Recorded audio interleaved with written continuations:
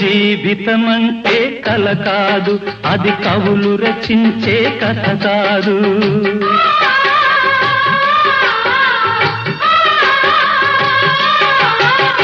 జీవితమంటే కల కాదు, అది కవులు రచించే కథ కాదు.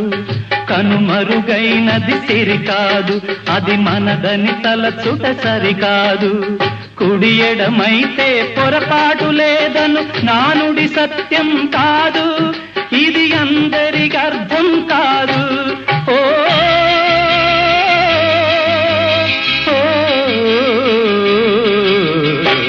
వేగు చుక్క మొలిచింది, వేకువ పొడ చూపింది, తూర్పు తెల్లవారక ముందే కాలం మాటేసింది, నా కళ్ళను కాటేసింది, కాలం మాటేసింది.